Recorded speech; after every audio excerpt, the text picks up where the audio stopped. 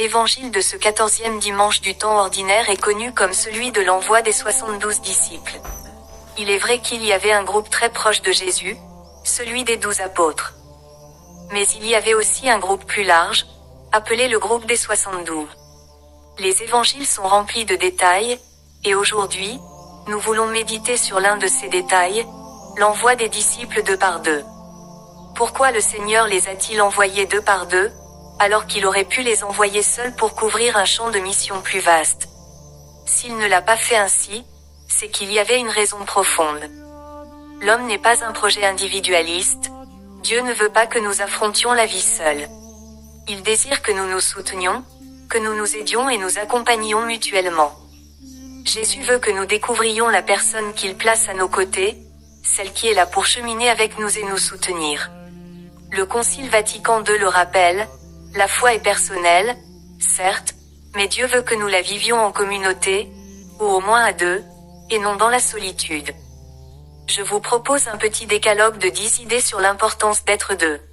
1. La maladie.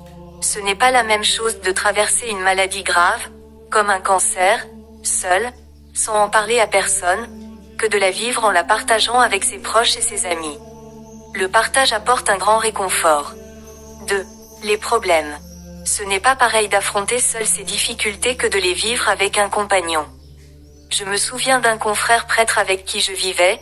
Un soir, tard, il voulait résoudre un problème.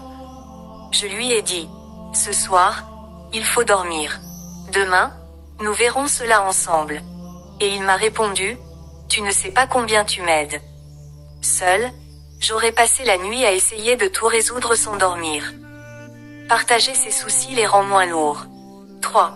Le mariage. Dans le mariage, l'appui mutuel est essentiel. Il faut partager, dialoguer, et ne pas aller confier à d'autres ce qu'on n'ose pas dire à son époux ou époux. J'ai même rencontré des fiancés proches du mariage qui n'avaient pas encore parlé de l'éducation de leurs futurs enfants. 4. Le discernement. Être accompagné nous aide à bien choisir, à discerner la volonté de Dieu. On peut se demander, ce que je pense faire, est-ce que je pourrais le dire devant quelqu'un? Si oui, il y a des chances que ce soit juste. Sinon, peut-être faut-il y réfléchir davantage. 5. L'accompagnement spirituel. Il est précieux d'avoir un guide spirituel, un confesseur, un accompagnateur. Quelqu'un à qui ouvrir son âme, qui puisse nous orienter et nous encourager dans notre foi. Cela nous aide autant qu'un nutritionniste peut aider quelqu'un qui suit un régime, simplement parce qu'il sait qu'il doit rendre des comptes. 6. Les tentations. Les pères de l'Église parlaient du « démon muet », celui qui agit quand nous gardons le silence sur nos tentations et nos épreuves. Dès qu'on les partage, elles pèsent moins et perdent de leur pouvoir sur nous. 7. Les funérailles. Un enterrement où la famille et les amis sont présents est bien plus réconfortant que lorsqu'on est seul. La présence des autres nous soutient dans la douleur. 8. La joie partagée. Une joie partagée est une joie doublée, une peine partagée est une peine allégée. 9.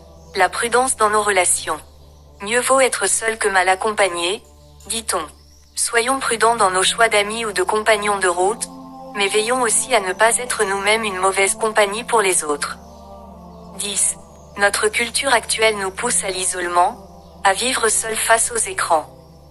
Mais Dieu nous a créés pour vivre ensemble, comme des frères et sœurs qui s'aiment, se soutiennent et partagent.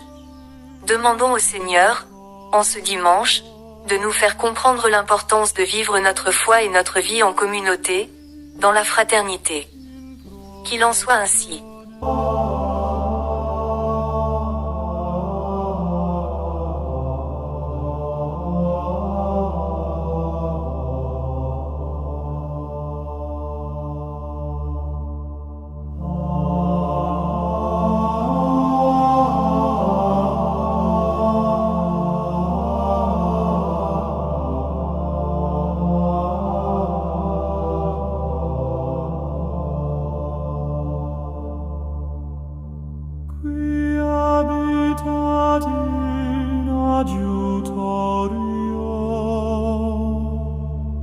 Altissimi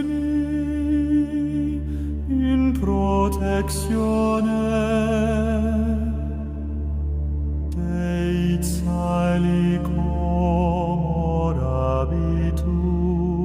en sociedad.